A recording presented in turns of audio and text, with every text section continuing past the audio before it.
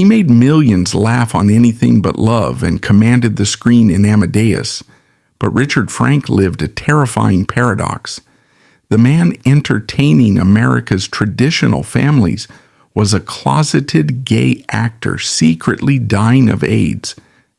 As his immune system collapsed, Hollywood didn't offer help. They simply troweled thicker makeup onto his skeletal frame to protect their primetime ratings.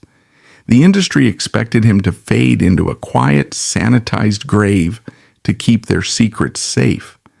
Instead, Frank weaponized his own decay. He stepped onto national television completely emaciated, using his dying body to shatter Hollywood's most hypocritical cover-up in one devastating final performance. How did a dying sitcom star pull off the ultimate act of defiance against a billion-dollar machine? Let's find out. Before the television studios defined him, and long before a devastating diagnosis altered the trajectory of his existence, Richard Edward Frank was a product of the East Coast establishment. He was born on January 4th, 1953, in Boston, Massachusetts. Mid-century Boston was a city firmly rooted in tradition, academic rigor, and a distinct, quiet stoicism. It was a world that valued intellectual pursuit, and Frank absorbed this environment entirely. He was not a child who simply sought the limelight for the sake of attention. He was driven by a deep analytical curiosity about human behavior and the arts. Growing up in the 1950s and 1960s, he witnessed a profound cultural shift in America. The rigid conformity of the post-war era was slowly fracturing, giving way to new artistic expressions. Frank possessed a highly sensitive temperament, but he grounded it in discipline. He observed the world with a sharp, discerning eye. This foundational trait, the ability to watch, dissect, and understand the people around him, is the hallmark of a true character actor. While leading men build careers on projecting a consistent, idealized version of themselves, character actors must be chameleons. They build their craft on the idiosyncrasies, the flaws, and the hidden mechanics of human nature. This intellectual approach to performance led him to the most demanding theatrical training ground in the United States, the Juilliard School in New York City. Admission to Juilliard's drama division is notoriously ruthless. The institution does not merely train actors, it breaks them down and rebuilds them. During Frank's time there, the curriculum was an unforgiving crucible of physical conditioning, classical text analysis, and vocal training. It was designed to strip away vanity and instill a formidable, ironclad technique. At Juilliard, Frank distinguished himself not just through raw talent, but through a fiercely academic dedication to his craft. He learned to control his voice and his body with absolute precision. He mastered the ability to convey complex internal dialogues without uttering a single word. This rigorous classical background separated him from many of his contemporaries, who relied solely on natural charisma. Frank arrived in the professional acting world armed with a profound understanding of dramatic structure and psychological realism. However, his creative output was never confined solely to the stage or the screen. Frank possessed a restless, multi-dimensional intellect. He was an accomplished painter. His artwork was not a casual hobby. It was a serious pursuit, resulting in numerous pieces that were acquired by private collectors. Painting offered him a solitary, autonomous form of expression, a stark contrast to the highly collaborative and heavily scrutinized nature of acting. He also possessed a razor-sharp, often cynical sense of humor regarding his chosen profession. This culminated in his authorship of a book titled The Struggling Actor's Coloring Book. It was a brilliant satirical piece of work. Through simple illustrations and biting captions, he dismantled the glamorous myths of the entertainment industry. He highlighted the endless auditions, the frequent rejections, and the absurdities of the casting process. The book revealed a man who was deeply self-aware. He understood the brutal transactional nature of the business he had entered. He harbored no illusions about the machine he was stepping into, which makes his eventual collision with that very machine all the more striking. Armed with his Juilliard training and a sharp perspective on the industry, Frank began navigating the professional acting circuit. His early years were defined by the steady, unglamorous work of building a resume. He took on theatrical roles that demanded intensity and intelligence. He established a reputation as a reliable, highly skilled professional who could anchor a scene and elevate the material. His decisive breakthrough on the global stage arrived in 1984. Director Milos Forman was casting the film adaptation of Peter Shaffer's acclaimed play, Amadeus. The production was massive, ambitious, and deeply challenging. Shot on location in Prague under the shadow of the Cold War, the film required a cast capable of handling dense historical material with total conviction.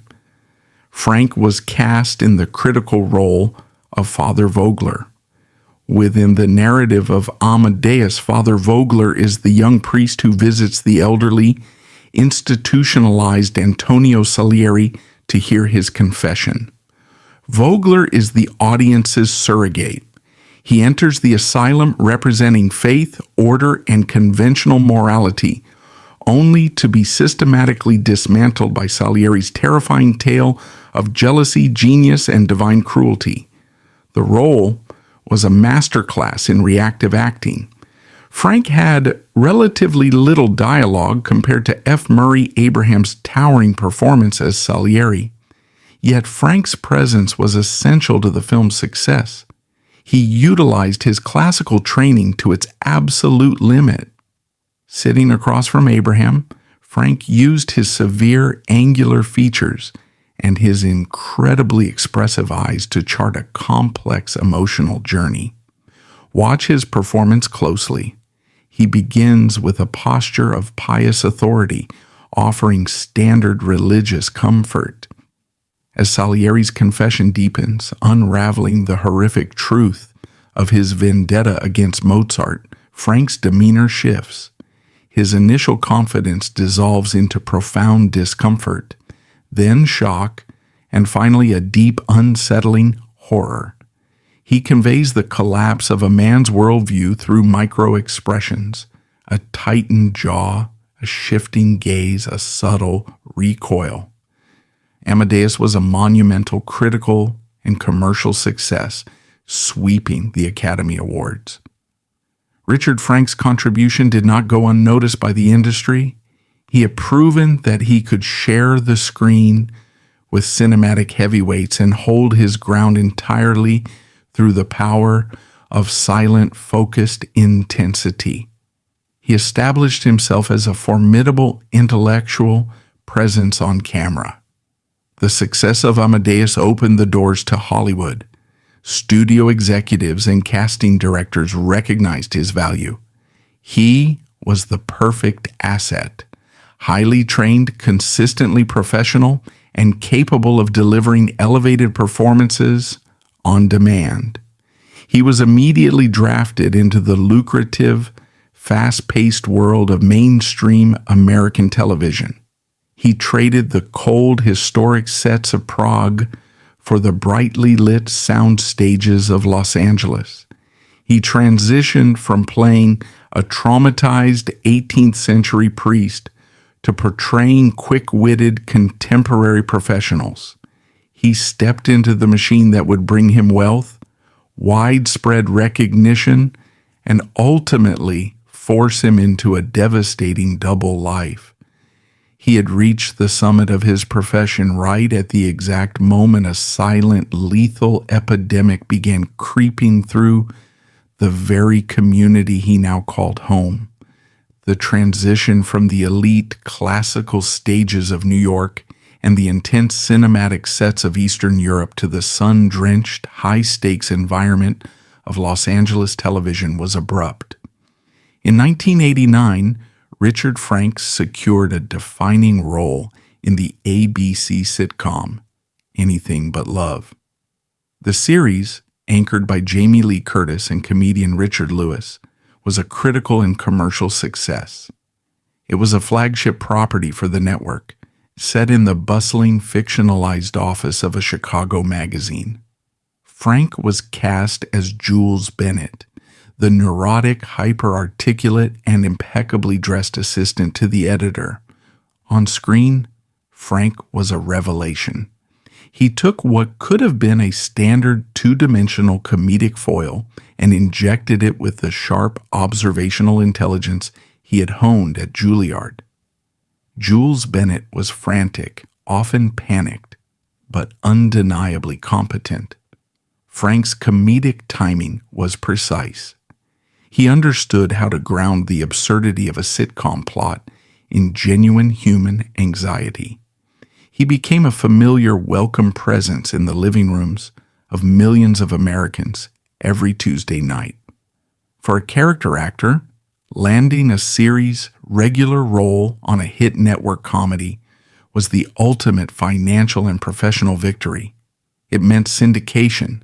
It meant stability. It meant industry clout. However, this professional triumph coincided with an era of profound cultural hypocrisy in the United States. The late 1980s were defined by a rigid, conservative mandate broadcast across the television landscape.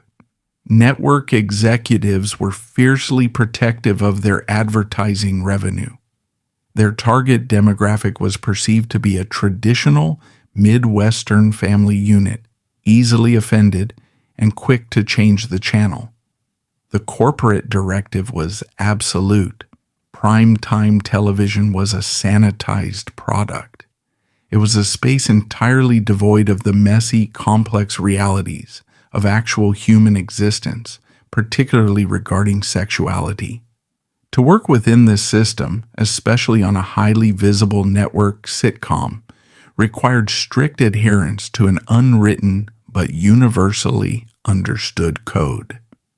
Actors were expected to present a flawless, implicitly heterosexual public image. This was not a suggestion. It was a condition of employment. For Richard Frank, a gay man stepping onto the set of Anything But Love meant stepping into a highly lucrative, transparent cage. The psychological toll of this forced compartmentalization cannot be overstated. Frank was an artist who had spent his adult life studying the mechanics of truth. His training demanded absolute emotional honesty to build believable characters. Yet, the industry that now paid him handsomely demanded absolute deception in his personal life. He was required to fracture his identity.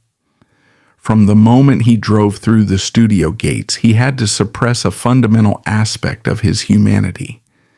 This environment created a constant, low-grade paranoia. Los Angeles, in the late 1980s, was heavily policed by aggressive tabloid journalism. Paparazzi and gossip columnists thrived on destroying the manufactured images of television stars. The threat of being outed was a legitimate career terror.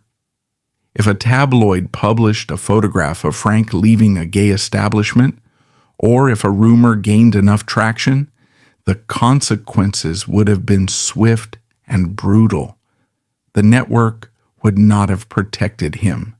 They would have viewed him as a breached contract, a damaged asset that threatened their relationship with sponsors. He would have been written off the show, quietly blacklisted, and relegated to the margins of the industry. He lived with the knowledge that his entire livelihood, his hard-won success, hung by the thread of a lie. Every public interaction, every interview, every industry party was a minefield. He had to monitor his speech, his associations, and his behavior with the exhausting vigilance of a spy operating in hostile territory.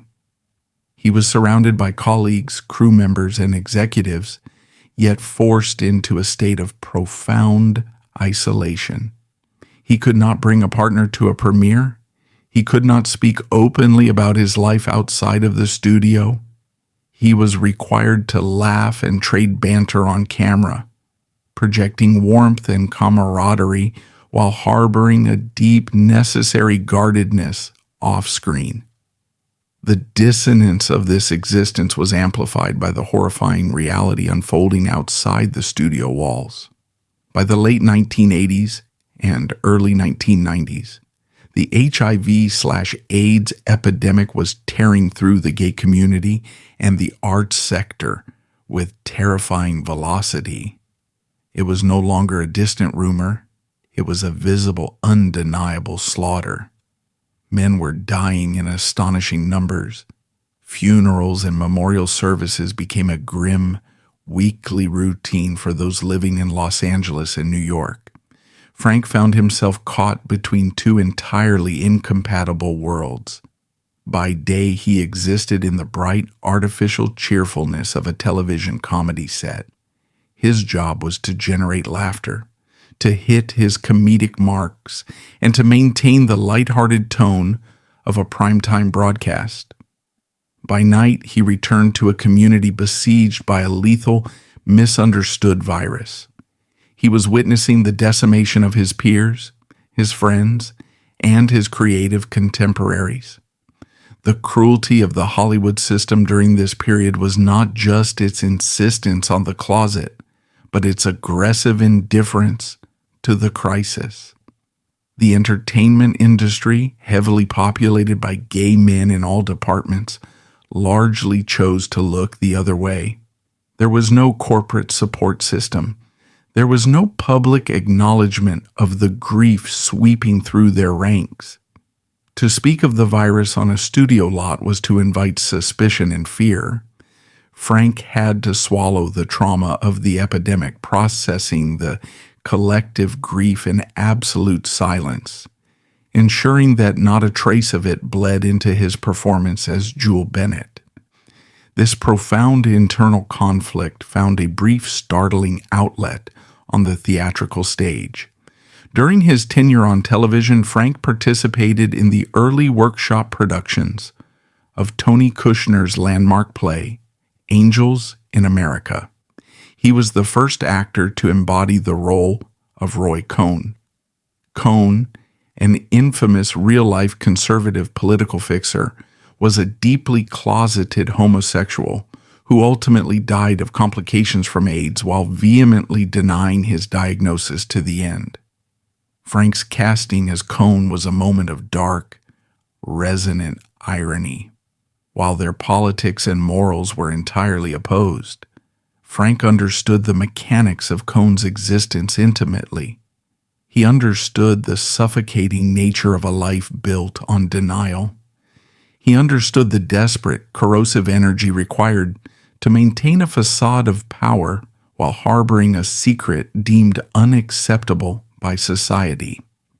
On the stage, Frank was permitted to explore the hypocrisy, fear, and systemic rot that he was forced to endure in silence every time he stepped in front of a television camera. The stage remained his only sanctuary for truth, a stark contrast to the highly paid deception of his daily broadcast life.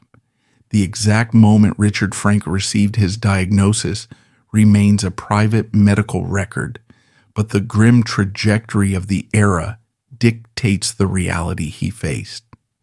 By the late 1980s, the medical community had identified the virus and testing was available. For a gay man living in Los Angeles or New York during this period, taking an HIV test was an act of profound dread.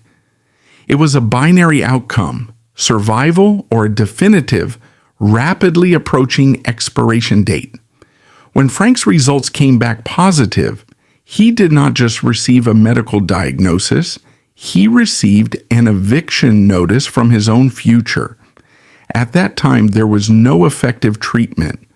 The highly active antiretroviral therapy, HAR-T, that would eventually transform HIV into a manageable chronic condition was still years away from development. The primary pharmaceutical option was AZT. It was administered in incredibly high toxic doses.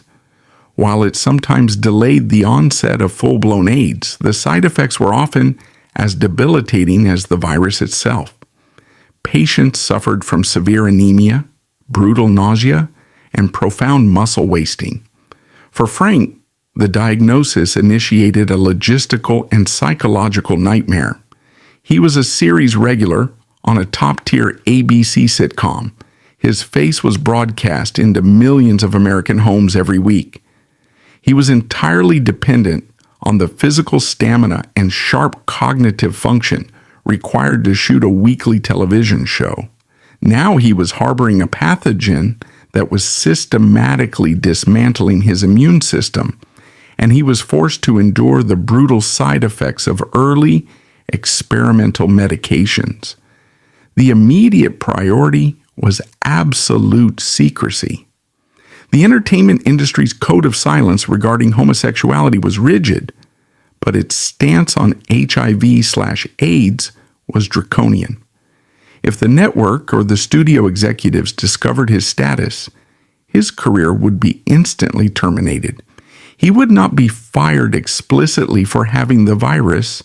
That would invite legal scrutiny, but his contract would simply not be renewed.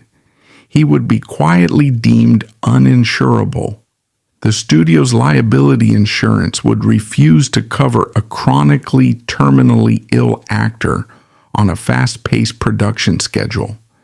Therefore, Frank had to build a fortress around his medical reality. Routine doctor's appointments became covert operations. Many actors in his position paid for their medical care entirely out of pocket, using cash or aliases to ensure no paper trail connected their famous names to an HIV specialist or a prescription for AZT. They avoided prominent pharmacies. They could not use the premium health insurance provided by the Screen Actors Guild because filing a claim for HIV-related treatments would immediately alert the union and inevitably the industry network. The very system designed to protect working actors became a surveillance mechanism they had to actively evade. The psychological weight of this deception was staggering. Frank was no longer just acting when the director called action. He was performing every single waking second. He had to arrive on the set of Anything But Love, projecting the high-strung, energetic persona of Jules Bennett.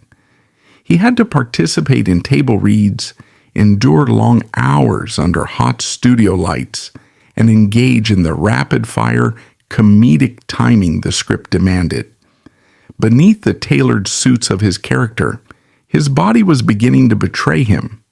The virus operates silently at first, but it is relentless. Night sweats left him exhausted before the workday even began. Chronic fatigue became a constant, heavy companion. The early stages of physical wasting, a hallmark of the disease and its early treatments, started to alter his appearance. He was forced into a state of hypervigilance regarding his own body. Every cough had to be suppressed or casually explained away as a seasonal cold. Every pound of weight loss had to be countered with heavier clothing or dismissed as a new fitness regimen.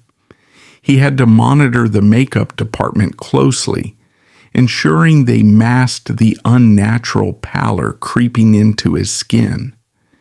He was managing a terminal illness in a workplace where physical perfection and vibrant energy were the minimum requirements for employment. This environment fostered an intense, suffocating paranoia. The tabloid press of the early 1990s was predatory. Journalists and paparazzi actively hunted for signs of illness among celebrities, offering bounties for leaked medical records or photographs of actors leaving specialized clinics. They scrutinized the physical appearance of stars, publishing cruel speculations about weight loss or skin lesions. Frank lived with the constant, terrifying knowledge that a single observant crew member, a loose-lipped medical assistant, or a predatory photographer could destroy his life overnight. He could not seek solace in the broader community. While AIDS activist groups like ACT-UP were taking to the streets to demand government action and medical funding, working actors like Frank were forced to remain invisible. To join a protest, or to even be seen attending a fundraiser for AIDS research, was to invite industry suspicion. The silence was not just a corporate mandate, it was a survival tactic. Frank's isolation was absolute. He was a highly intelligent, perceptive man watching his peers die horrific, painful deaths, yet he was barred from openly mourning them. He had to compartmentalize his grief. He would attend secret memorial services in the morning and report to the sitcom set in the afternoon to deliver punchlines to Jamie Lee Curtis. The cognitive dissonance required to maintain this routine was a form of psychological torture. He was a man trapped in a burning building, legally obligated to smile and pretend he did not smell the smoke. He was earning a substantial income, building a recognizable public profile, and cementing his place in the Hollywood hierarchy. Yet the currency he was earning was useless against the biological reality taking hold inside him. He was trading the final healthy years of his life to maintain an illusion for an industry that would readily discard him the moment that illusion shattered. As the 1990s progressed, the effort required to maintain this facade became increasingly difficult. The virus was advancing. The brutal arithmetic of the disease was beginning to outpace his ability to hide it. The tailored suits of Jules Bennett were starting to hang loosely on his frame. The sharp, kinetic energy that defined his comedic performance was requiring immense, invisible reserves of willpower to summon. The intersection of his private terror and his public persona was rapidly approaching, setting the stage for a final, unavoidable collision with the Hollywood machine. The timeline shifts to 1991. The hit sitcom Anything But Love was entering its final stretch of production. This period marked a grim turning point in Richard Frank's life, transitioning from a state of concealed anxiety to one of undeniable physical deterioration. The virus he had harbored in secret was no longer dormant. It had begun its aggressive, visible dismantling of his immune system. The brutal reality of late-stage HIV, prior to the advent of effective combination therapies, was beginning to manifest on his body. A multi-camera television studio is a merciless environment for a failing physical form. The lighting required for a 1990s primetime sitcom is flat, intensely bright, and designed to eliminate shadows. High-definition lenses, even then, captured every microscopic detail of an actor's face. There are no dark corners on a sitcom set. You are entirely exposed. For a man suffering from the aggressive weight loss and facial wasting associated with both the virus and the highly toxic early AZT treatments, stepping under those lights was a daily, grueling ordeal. The signs were impossible to miss. Frank was losing mass at an alarming rate. The tailored wardrobe of his character Jules Bennett had to be constantly altered by the costume department to prevent the clothes from hanging off his increasingly skeletal frame. The natural color drained from his skin, replaced by the sallow gray pallor indicative of a severely compromised immune system. He was suffering from chronic bone-deep fatigue, yet his job required him to project the frenetic, high-strung, and vibrant energy of a comedic foil. The physical exertion required to simply stand up, hit his marks, and project his voice across the sound stage was immense. The production crew and network executives were not blind. In the tight-knit ecosystem of a television lot, they saw the exhausting toll the schedule took on him, witnessing the agonizing intervals between takes where his energy entirely collapsed. Yet, the relentless pace of a network sitcom did not stop for a failing body. Instead of medical intervention, the production relied on its technical departments to maintain the illusion. The makeup trailer became a daily triage. Technicians were no longer simply preparing an actor for the camera. They were heavily applying foundation and rouge to mask the severe pallor of a terminal illness. Lighting directors meticulously adjusted their rigs, attempting to soften the harsh glare and fill in the deep hollows carving into his cheeks.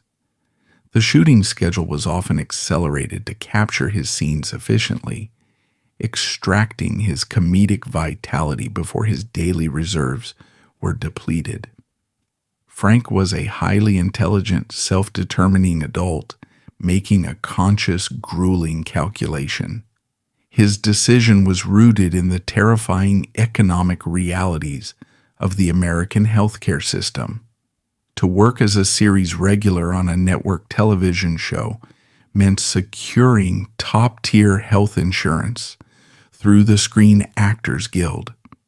In 1991, treating late-stage AIDS was astronomically expensive, with experimental drugs and specialized care requiring vast financial resources. If Frank quit the show or was forced out, he would lose that vital coverage, meaning he faced bankruptcy alongside a terminal diagnosis. Furthermore, Frank was an actor to his core. The set, despite its demands, was his professional home where he possessed identity and respect. To admit defeat and walk away was to surrender to the disease entirely.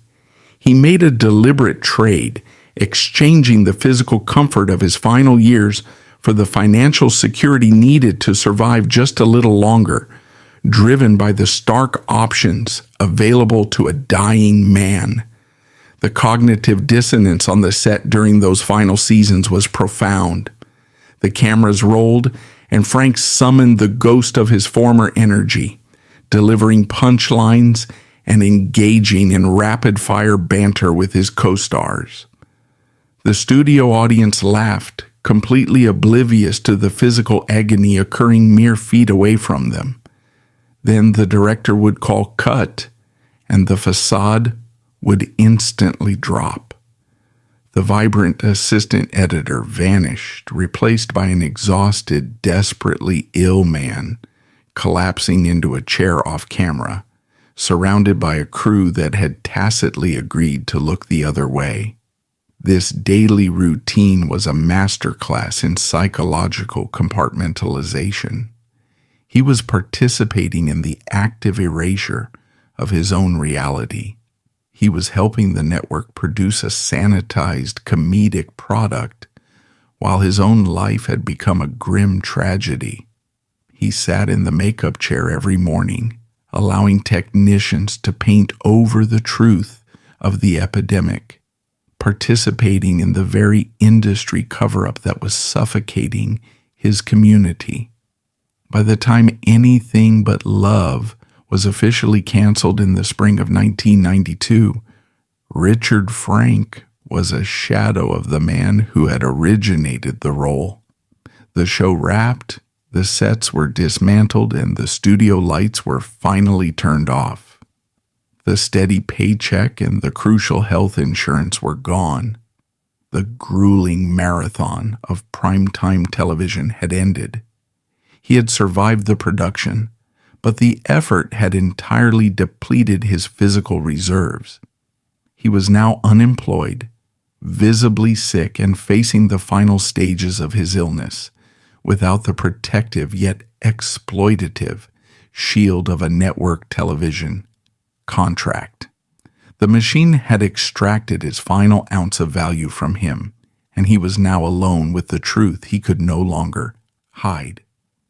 When Anything But Love was officially canceled in the spring of 1992, the steady paycheck and crucial health insurance vanished.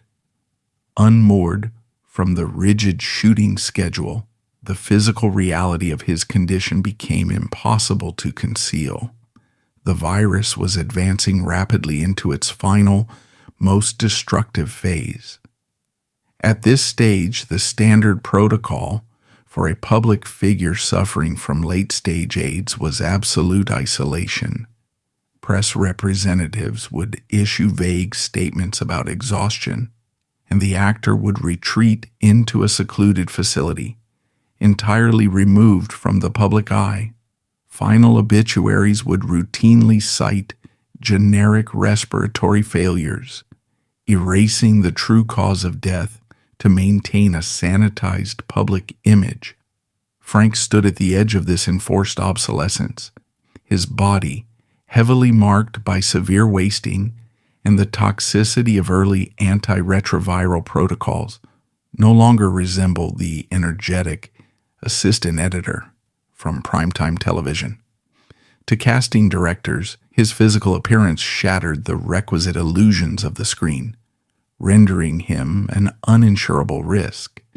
He was expected to follow the unwritten rule: go home, remain quiet, and fade away in the shadows. He refused. In a profound rejection of the industry's code of silence, Frank decided to reclaim his autonomy. He realized that while the virus was dismantling his immune system, he still possessed his formidable intellect and his platform as an actor. If Hollywood demanded that illness be kept invisible, he would use his remaining time to force visibility upon them. He made a conscious, radical decision to weaponize his own physical deterioration. He would not allow his suffering to be hidden or his eventual death to be sanitized. In 1993, he publicly disclosed his HIV-positive status. This was an exceptionally rare and dangerous move for a working television actor at the time. Public disclosure invited a tidal wave of stigma, potential abandonment by industry peers, and invasive scrutiny from a tabloid press that routinely treated the epidemic as a moral failing rather than a public health catastrophe. By stating his reality on the record, Frank voluntarily stepped into the crosshairs of a deeply prejudiced culture.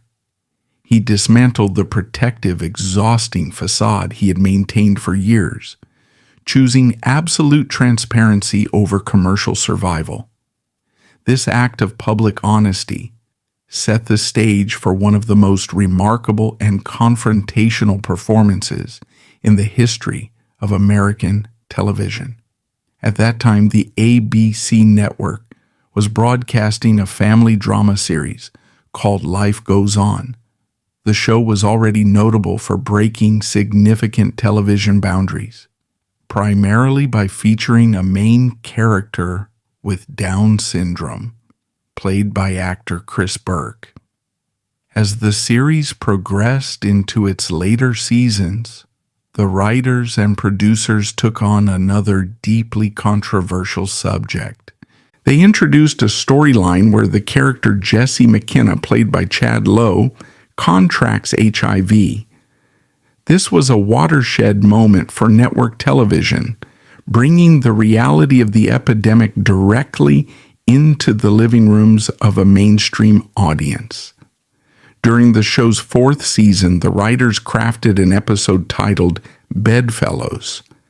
The narrative required Jesse, who is grappling with the terrifying early realities of his own diagnosis, to be admitted to a hospital ward. There, he is placed in a room with a patient who is in the terminal stages of the disease.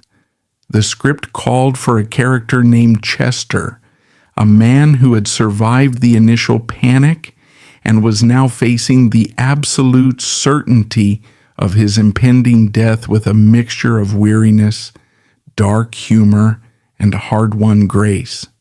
The casting of this role presented a unique challenge. Typically, a production would hire a healthy actor and rely on the makeup department to simulate the ravages of the illness with prosthetics and shading. It would be a performance of sickness, a safe, controlled imitation of reality. Richard Frank auditioned for the role and secured it. When he walked onto the set of Life Goes On, the dynamic of the production fundamentally changed. He was not a healthy man preparing to perform a tragedy. He was living the tragedy. He did not require the extensive cosmetic interventions usually utilized to portray a dying man. His extreme weight loss, his prominent bone structure, and the visible toll of the virus were not special effects. They were his actual daily reality.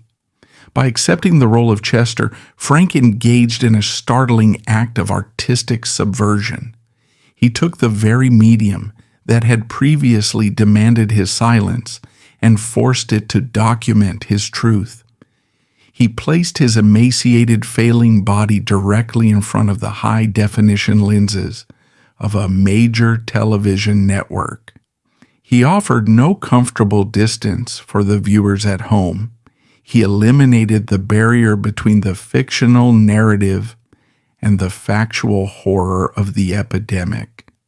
The scenes between Chad Lowe's Jesse and Frank's Chester are a masterclass in grounded, unsentimental acting. The dynamic is stark.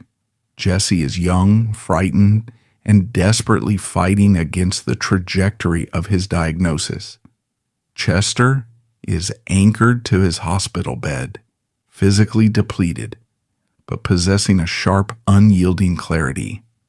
Frank stripped away all the frantic energy and comedic timing that had defined his sitcom career. He brought his classical Juilliard training to bear on the stark reality of his own mortality. His performance is quiet, measured, and devastatingly precise. He uses the limited physical energy he has left to command the space. His voice, though weaker, carries the weight of a man who has dispensed with all trivialities. In the context of the episode, Chester serves as a grim harbinger for Jesse, representing the physical destination that awaits him. Yet Frank infuses the character with a profound sense of dignity.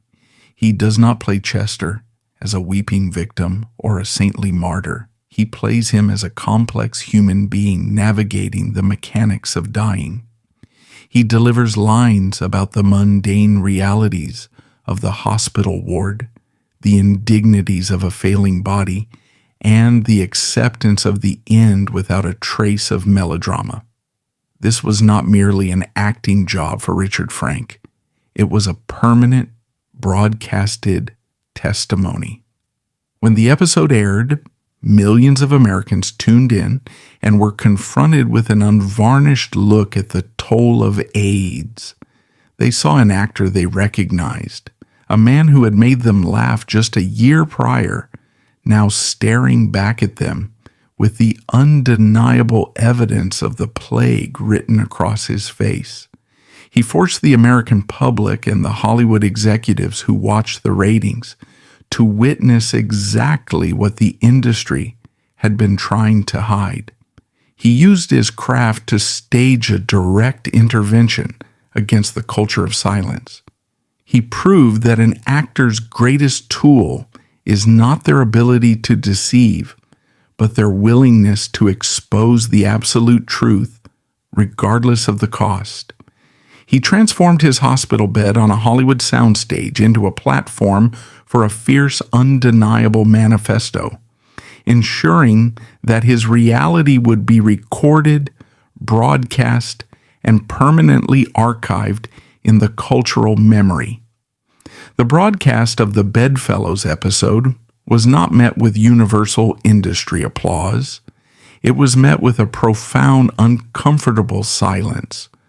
When Richard Frank appeared on national television, stripped of the cosmetic armor that Hollywood used to sanitize illness, he committed an act of radical transparency. Viewers at home were accustomed to the tragedy of AIDS being presented through safe, fictionalized proxies. Frank removed the proxy.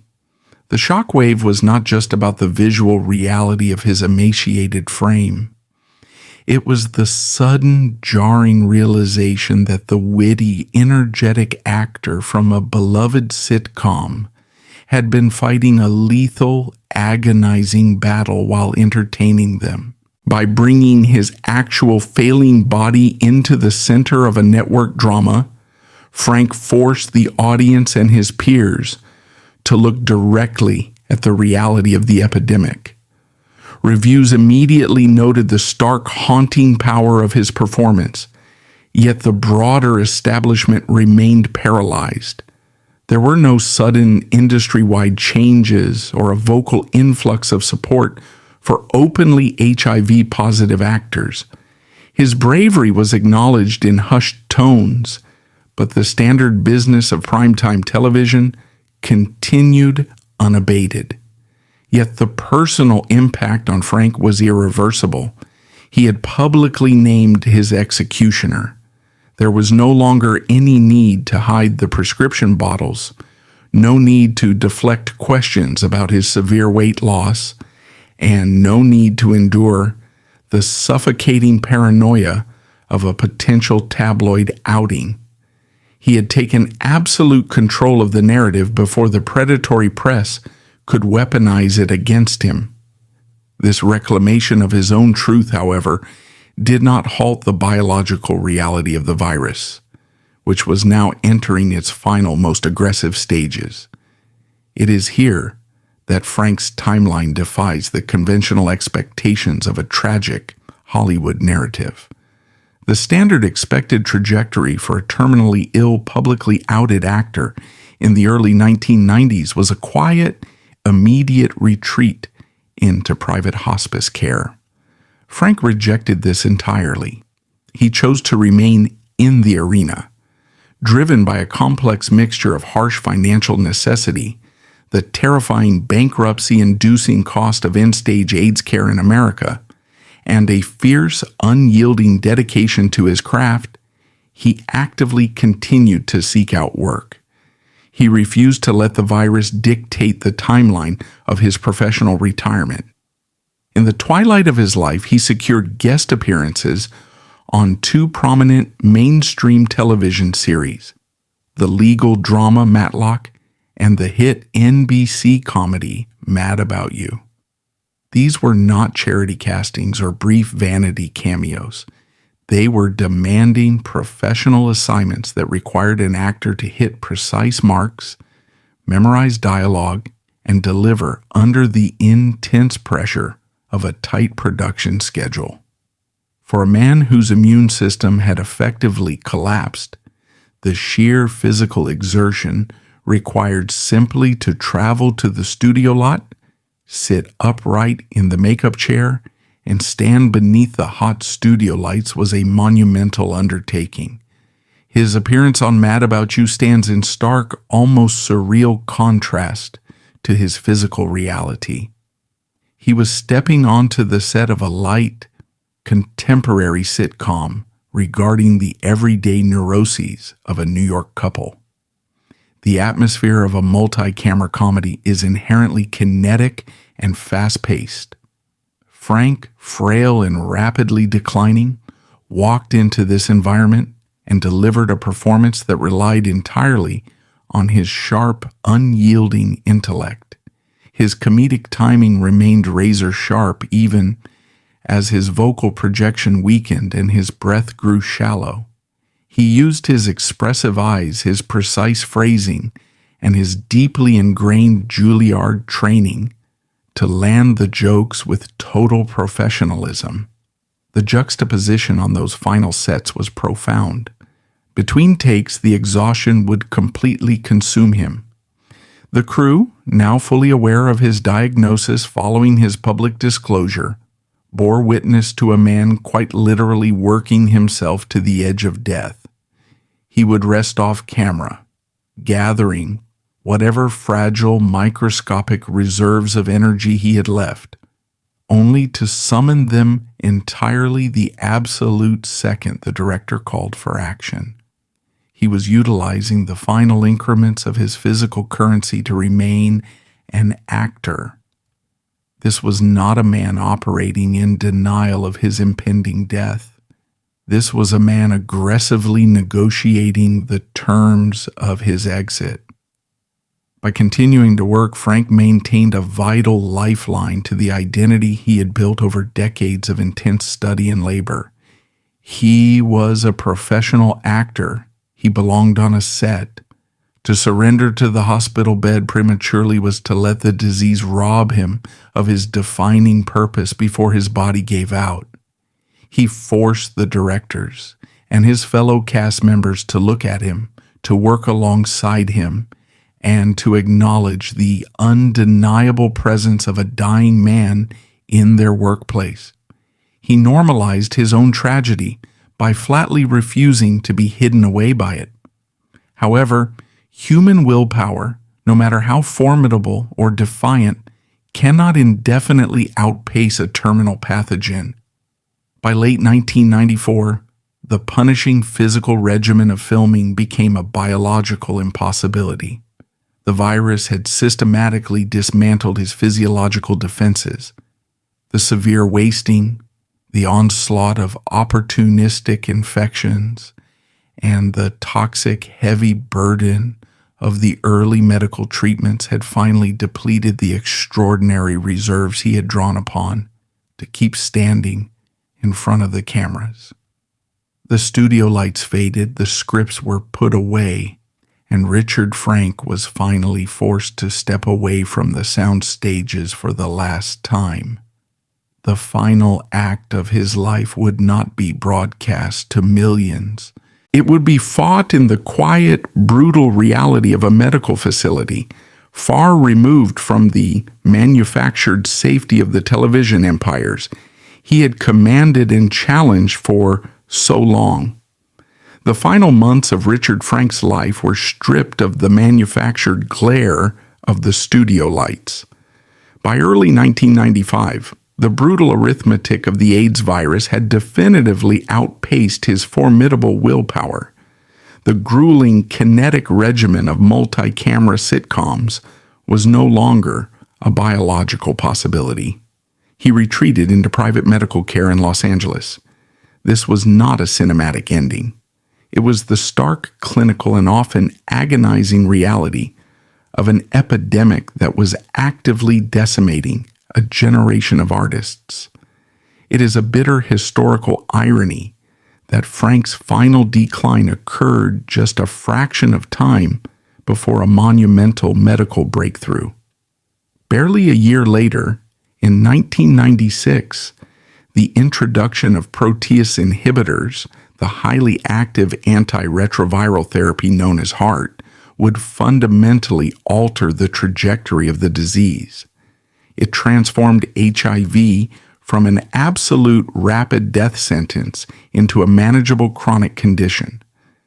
Frank missed this medical revolution by mere months.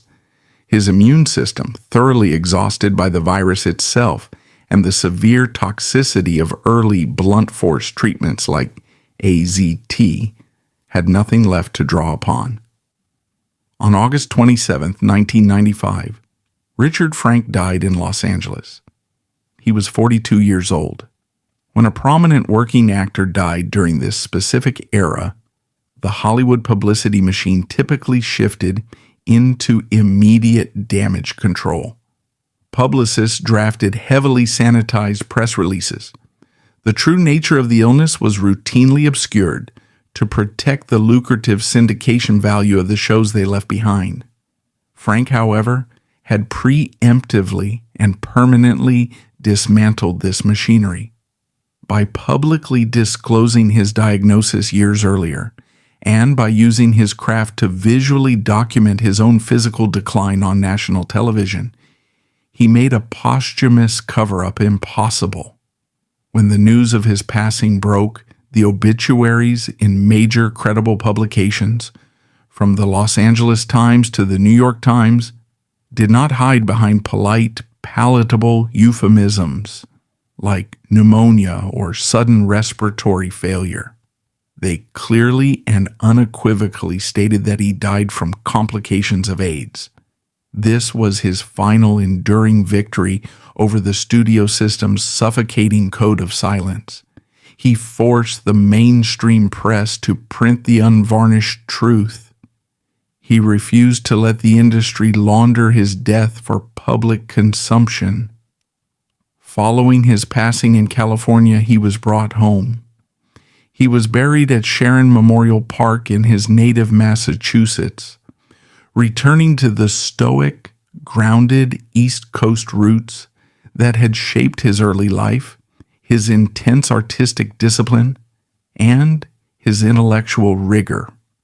The legacy Richard Frank leaves behind is not defined solely by the sharp comedic timing of a television assistant or the intense haunting gaze of a priest in a cinematic masterpiece. His true lasting significance lies in his absolute refusal to be erased. He demonstrated the ultimate personal accountability in an industry built entirely on the mechanics of illusion. He understood with perfect clarity that the Hollywood system would happily exploit his talent, drain his energy for ratings, and then completely ignore his humanity when he became a commercial liability. Instead of accepting the mandated role of the quiet, compliant victim, he weaponized his own failing body. He used it as an undeniable broadcasted piece of evidence against a hypocritical culture. This brings us to the core of his story. The life and death of Richard Frank forces us to confront the severe human cost of corporate silence.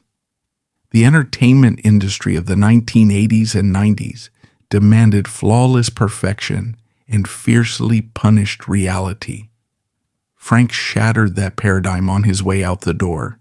He proved that an artist's ultimate power does not lie in the fictional characters they pretend to be, but in the uncompromising, fiercely defended truth of who they actually are.